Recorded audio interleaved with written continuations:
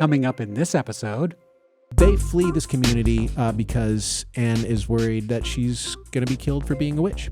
Or you had a single woman with money. She had a target on her back because it didn't fit the ideology of the time, but then waking up to this, oh, it's not just me. This is a system that is keeping me from getting what I want. this podcast from Georgia Public Broadcasting highlights books with Georgia connections, hosted by two of your favorite public radio book nerds who also happen to be your hosts of All Things Considered on GPB. I'm Orlando Montoya. And I'm Peter Biello. Thanks for joining us as we introduce you to authors, their writings, and the insights behind their stories, mixed with our own thoughts and ideas on just what gives these works the narrative edge. All right, Orlando, it's December, so what better time to talk about a horror novel? Yeah, that was a few months ago. No, it's now. It's definitely now. Are you a fan of horror novels? Oh, sure. Yeah, I mean, I can do with a little gore and scare, but not too much violence. No, okay. Are you a Stephen King fan? Anne Rice? No. Who are you thinking? Neither. No. Okay. I really didn't read much books until this podcast, Peter. That's a lie. That's a lie. Well, this month we're talking about some horror. It's a novel called Dark Sisters by Christy DeMeester. She lives in Dallas, Georgia. There's the Georgia connection for this podcast about books with Georgia connections. And her story's set in Atlanta of three different eras: the mid-1700s, the 1950s, and 2007. That's a lot of ground to cover. Yeah, it is. But she weaves it together in such a way so that it makes sense thematically. So all the women in these stories, because there's three different women, they're all living to some extent under the thumbs of the patriarchy, men in their lives, society broadly speaking, sort of forcing them to be perfect wives, perfect mothers, and forcing them to suppress their true selves. So it ends up being that they're kind of pushed into these boxes that you might expect for someone in the 1950s. Of course, 1950s is a popular era for that, but all these eras. So is the horror the blood and gore, or is the horror like the social conditions? It's definitely the social condition. I mean, there is some gore. I wouldn't say that that's the scary part necessarily, but the constant fear of, society finding out your true self, having to hide yourself, the pain that's inherent in that, that is kind of where the true horror lies. All right. So we got the horror in society. Yeah. But there is something to the gore element, and that is that, let me back up and say that all of these women in this story are living in oppressive Christian communities, and so they have to suppress the natural desires that run counter to fundamentalist Christian groups. And when they do that for long enough, because of a curse that started in the 1700s, they start to get sick. Okay, so the curse is the curse is the gore horror, right? Like this is the thing that's lurking. This is the Halloween stuff. Yeah. We want Halloween stuff. So this is what comes close to the Halloween stuff. And I should say, too, that I don't love gore either. I don't think that's the most fun part of a horror novel for me. I like sort of the anticipation of seeing what's scary thing is around the corner rather than seeing the scary thing itself. But the scary thing here is this illness that women who suppress themselves too much eventually develop. And it's this illness where their teeth falls out and you can see the kind of gross stuff hanging from the tooth holes and there are boils in their mouth. It's gross. And she leans into that a little bit. But it's not too much for me, which should say something. It's not gore porn necessarily. Yeah. It's just gore to drive home a point and really illustrate how awful that this particular illness is. Now, it's kind of related to the idea of the title, which is Dark Sisters, right? Who are the Dark Sisters? They are this ghostly pair of women who are sort of tied together by the same braid. So the braid sticks out of one's head, goes into the other. They're the antagonists in the story. They're sort of like this ghostly presence around a supernatural walnut tree that exists in the same space that all these generations visit. And that's kind of where the curse originates, the curse being the origin of this weird mouth sickness that descends on women who suppress themselves. So you kind of get the idea, right? And so with all of these podcasts, right, we speak to the author, and Christy DeMeester came into GPB Studios to chat with me about Dark Sisters, and I asked her about the origin of Dark Sisters. So Dark Sisters as an entity originated actually in a manuscript for a very different novel that I was initially writing. And even within that novel, they were meant to be this symbolic encapsulation of women when they are subjugated to a point of not being able to live to their fullest selves. And I ultimately went away from that novel strictly because after a very frank and candid conversation with my very lovely agent, she told me, I don't think I can sell this book right now. The market is just overly saturated. And as I went away from that, I realized I couldn't abandon the idea of what the Dark Sisters were meant to say. And so as I started to consider what other ways and what other kinds of stories can I use exactly what it is that they represent. And so she went back to the drawing board essentially and was thinking about her own upbringing, her own interactions with Christian communities growing up. She was thinking of the overturning of Roe v. Wade.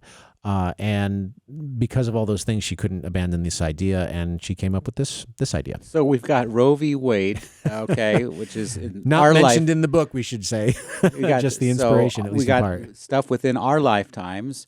We've got stuff in the 1700s, and you mentioned even one more timeline. So how did all these timelines weave together? Yeah, well, let's talk about them, right? Because the chapters sort of alternate. So you focus on one woman and then another, and you can start to see the through line in all their lives. But we'll start chronologically and say 1700s. It's a woman named Anne Bolton. She is kind of a healer. She's connected to the earth. She creates her own medicines, and she's living in a Christian society that it's not Salem, but there is something of a witch hunt happening here, and women keep being put to death because they're suspected of being witches.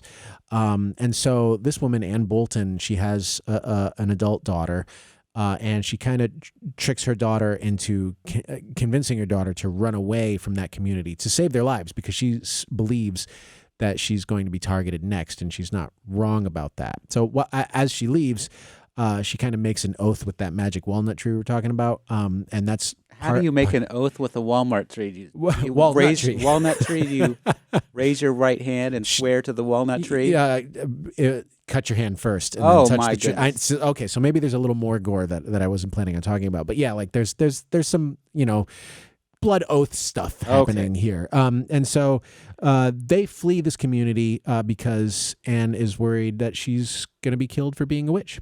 I have always been fascinated with the stories of the women in the 1700s and the hypocrisy and the irony that came out of the Salem witch trials, and that women who were considered to be nature-based healers were vilified and considered to be evil or othered. And a lot of the time that wasn't just because they were participating in very anti-Puritan activities, but it had a lot more to do with greed and hypocrisy. Of if you had a woman who was single, whether that be because that was by choice or by circumstance, or it was because she had been widowed, if you had a single woman with land or you had a single woman with money, she had a target on her back because it didn't fit the ideology of the time, but then also it was a really easy path to getting her land or getting her money.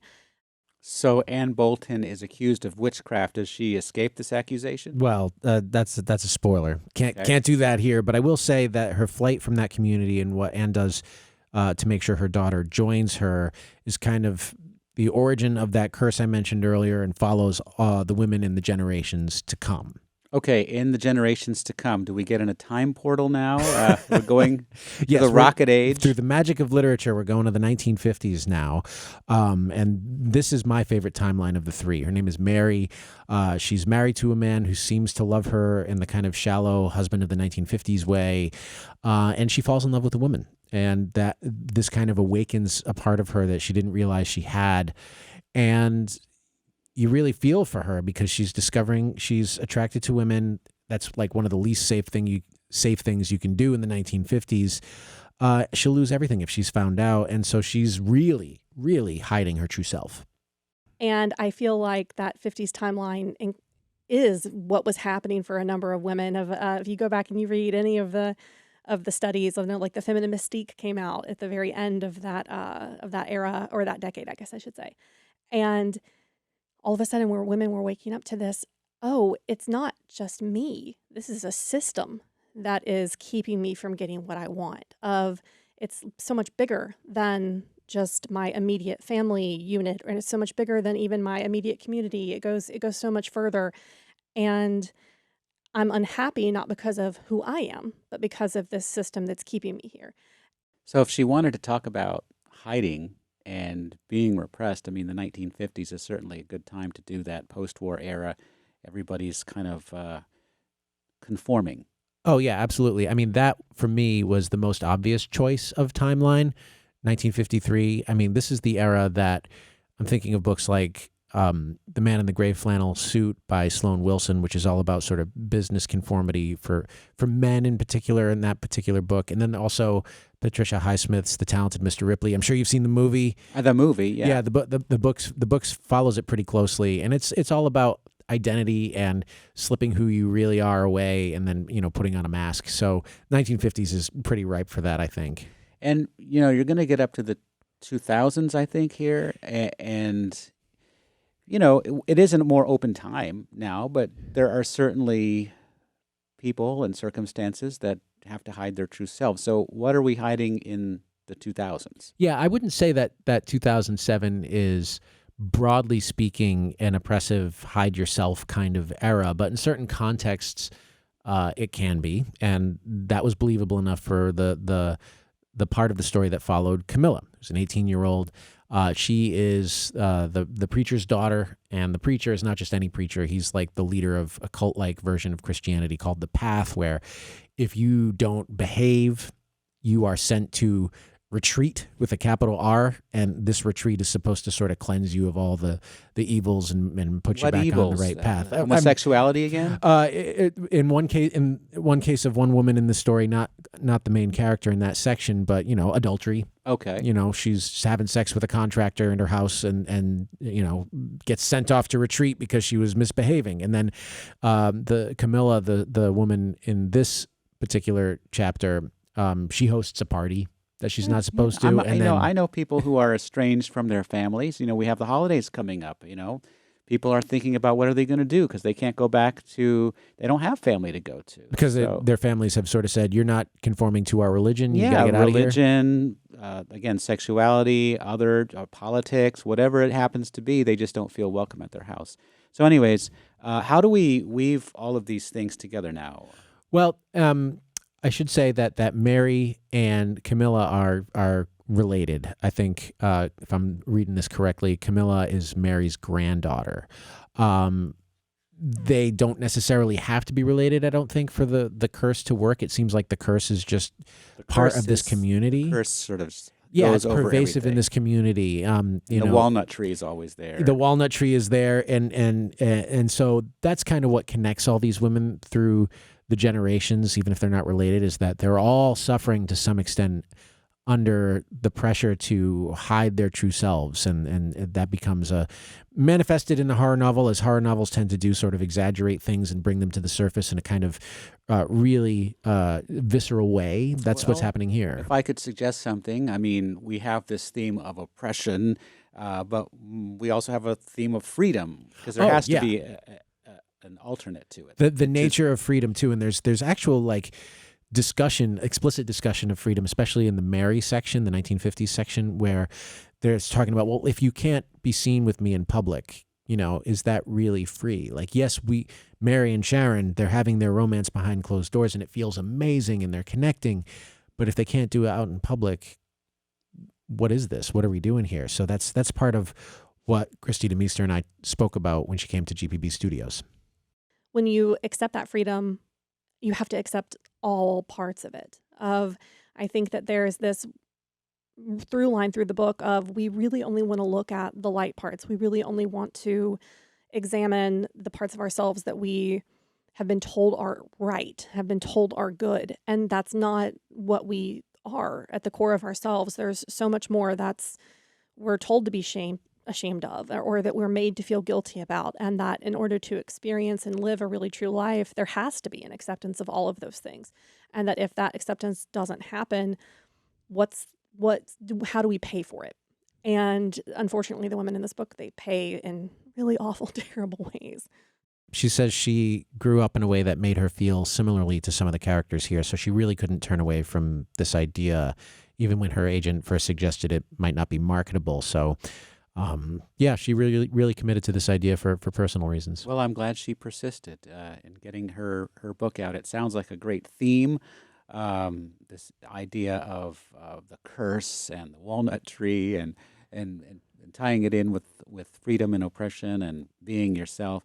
Did you say where the book takes place? Where is this walnut? It's in Atlanta. Oh, it's in Atlanta. Mhm. Okay. And what gives the book the narrative edge? Well, I think the stories of each of the women are compelling in their own way.